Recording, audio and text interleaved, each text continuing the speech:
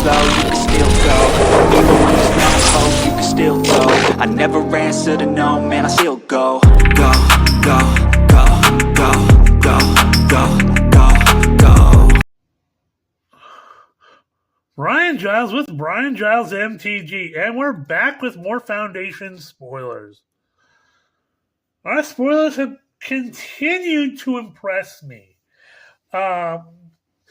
We've gotten great reprints like this. Starting our list off today is Essence Scatter. So a blue and 1 for an instant that reads counter target creature spell.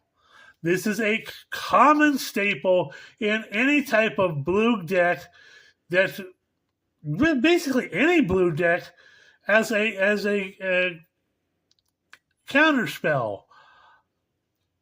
I mean, this is an absolute staple. Next up, we have a new card, Soulstone Sanctuary. A land that you can tap to add a colorless or pay 4, and it becomes a 3/3 creature with vigilance in all creature types, but it's still a land. Hoo-ha! So, a basic generic land that you can slot into any kind of tribal deck that you can get a 3/3 creature of that particular type with vigilance. This is going to be kind of auto-include in any deck, especially tribal decks, because it has the all creature types. So, ho-ha. Next up, we have Twin Blade Blessing. 2 white and 1 with an enchantment aura with flash. Enchanted creature has double strike. Flash it in, creature has double strike. Hoo-ha!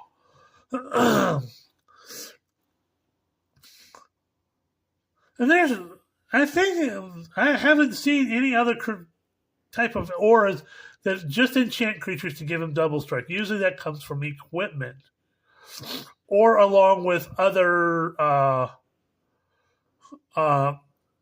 effects as well. Next up, we have a classic reprint in Bite Down for a green and 1. Got an instant that reads, target creature you control deals damage equal to its power to target creature or planeswalker you don't control. So basically, green type of direct damage effects. Not quite a fight spell, but sort of basically like a green removal type card. Then we have Icewind Elemental. Not a card that I'm familiar with.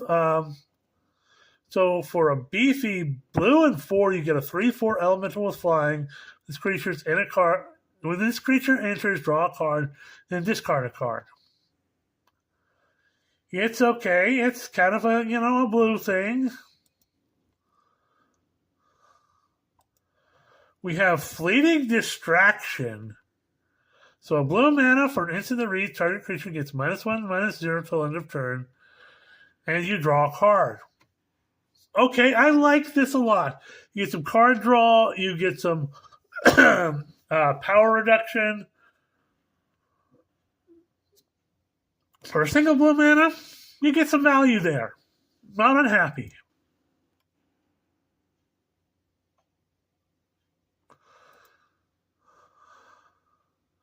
Next up, we have Dwynen Guildleaf Dane. So, 2 green and 2 for a 3/4 legendary elf warrior with reach. Other elf creatures you control get +1/+1. Whenever Dwynen attacks, you gain 1 life for each attacking elf you control. Okay, this is an automatic include in your Elf Ball deck. Hoo-ha! Oh dear. Oh dear. It's got reach. It's an Elf Lord, And you gain life for each attacking elf. This could be bad. Just bad all the way around. Yeah, your elf ball deck is going to want this one.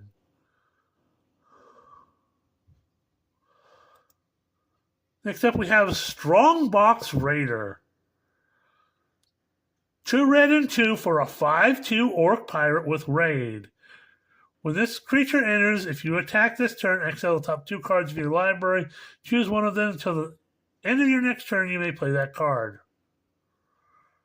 Okay. I see the usefulness of that.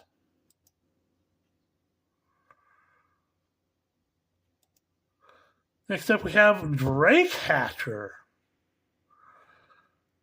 Not a card I'm familiar with. I think it's new to this set. So it's a blue and 1 for a 1/3 human wizard with vigilance and prowess. Whenever this creature deals combat damage to a player, they put that many incubation counters on it. Remove 3 incubation counters from this creature. Create a 2.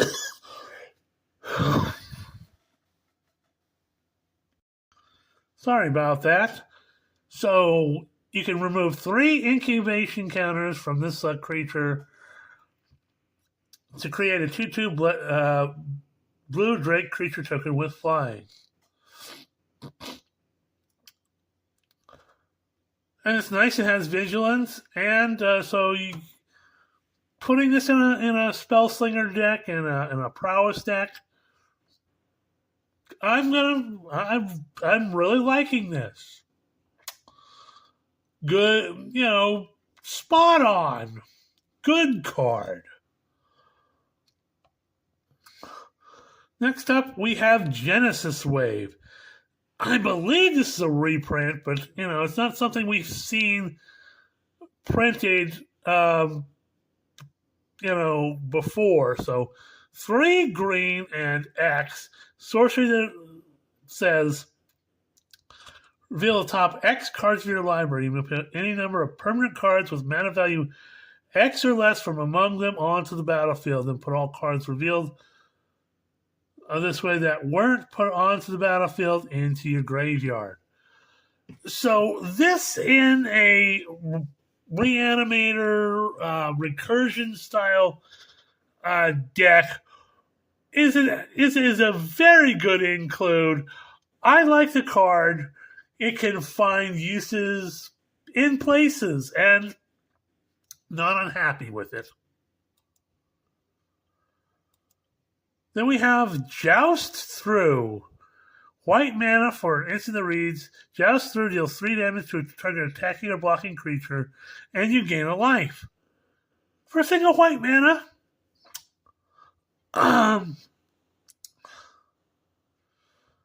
I'm going to say, hoo-ha. This is a good card. It's uncommon, easy to get, and provides some good removal for white decks. And you get a little bit of life gain on top of it. I'm not going to argue with this card. I like it. We got Brineborn Cutthroat, a blue and 1 for a 2/1 Merfolk Pirate with Flash. Whenever you cast a spell during your opponent's turn, put a +1/+1 counter on this creature. Ew.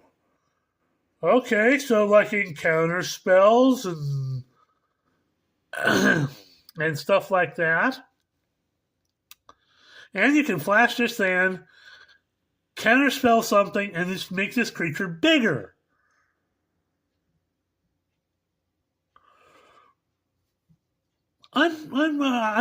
This is an interesting card to have. I like it. Not too overpowered, but it certainly has uses.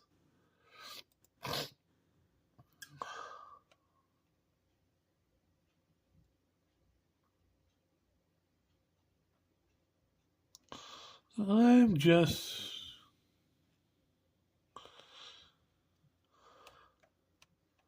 Okay, I was just... So they accidentally put in Gulto the second time. So next up we have Mild-Mannered Librarian. A green mana for a 1/1 human that has pay green and 3. This creature becomes a werewolf. Put 2+1/+1 counters on it, and you draw a card. Activate only once. Okay. So kind of skipping the whole flippy, and it just becomes a 3/3 werewolf for 4 mana, and you get a little bit of card draw on top of it. Now, that's definitely interesting. Then we have Sylvan Scavenging. This also looks like it might have been a reject out of the Bloomburrow set. So 2 green and 1 for enchantment that reads at the beginning of your end step, put a +1/+1 counter on target creature you control, or create a 3/3 green raccoon creature token if you control a creature with power 4 or greater. Yeah, this is definitely something out of the Bloomburrow reject. This is probably something they were wanting to include in the raccoon commander deck, and it didn't quite make the cut, but this, as an addition to that deck, is going to be super powerful.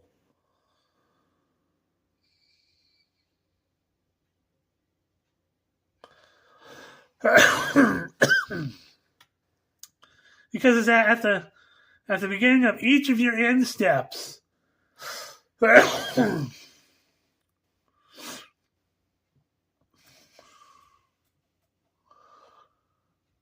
So, yeah, I really, really like this card.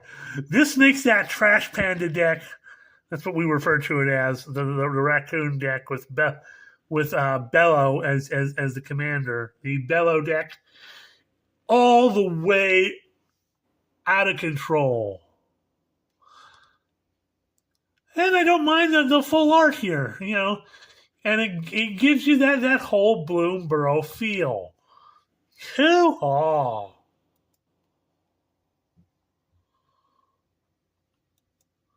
Next up, we have Brass's Bounty. Now, for those of you that don't know, Admiral Beckett Brass was a legendary creature that was introduced in the original Ixalan block. So, a red and 6 for a sorcery that reads, for each land you control, create a treasure token? Yeah.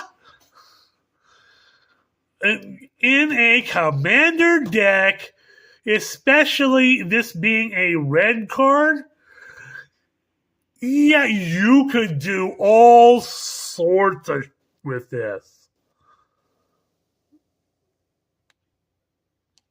Okay. I mean, especially in late game, you could get your value back right away and not even think about it.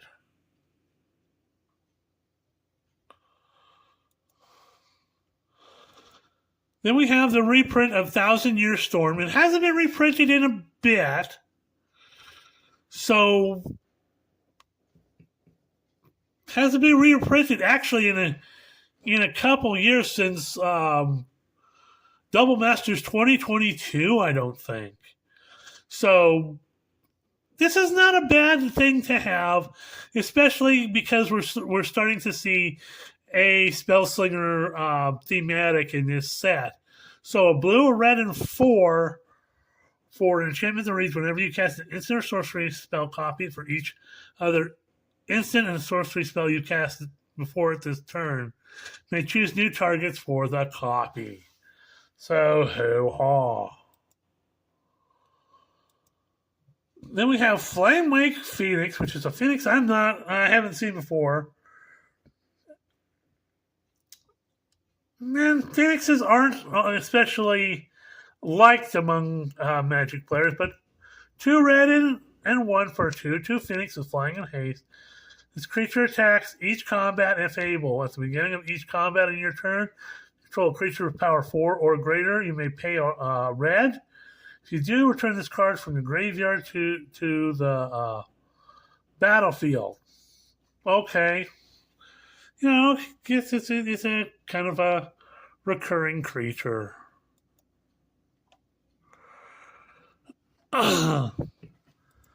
Next up, we have Exsanguinate, a popular and well-desired card among players of black.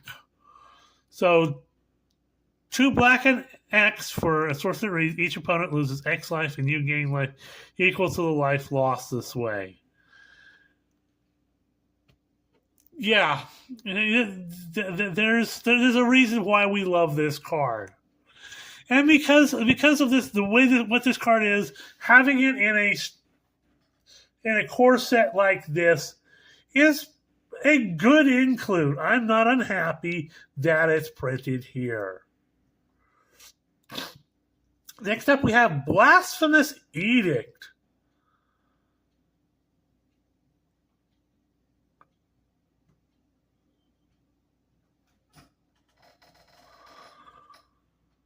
So,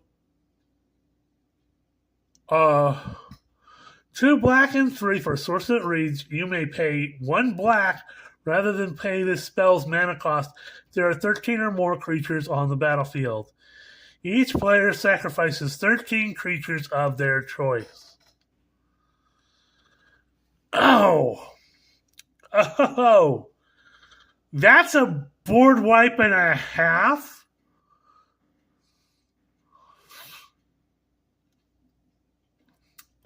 So it's like a cross between Blasphemous Act and, any kind of classic edict, which forces you to sacrifice creatures.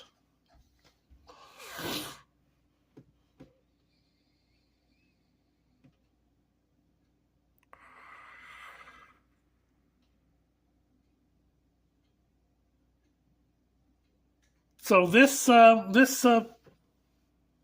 I like this new. This can be fun, especially if you have opponents that are playing with a lot of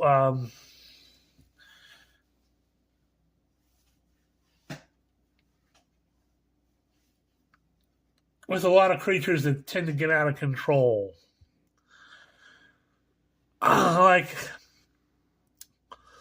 Like if somebody was playing with that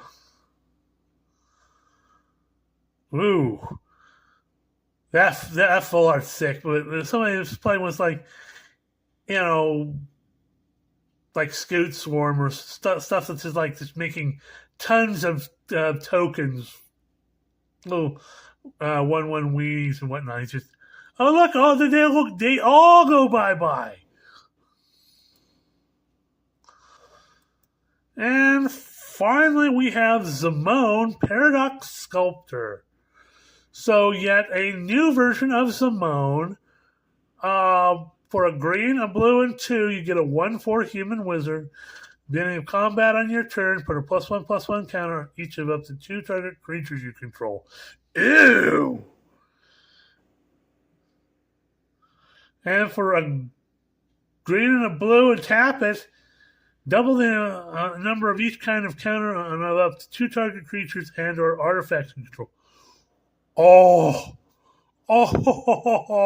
you Cynic players have it so good. Oh, that's just crazy. Hoo-ha. I mean, think about this when paired with was something like the new Coma. Yeah, this is. Yeah, we're having fun here. I like the new Zimone. Hoo-ha. So I'm going to reload for a minute. We don't have any more. We're at 20 minutes, just past 20 minutes. We're going to say hoo-ha. We'll see you on the next video.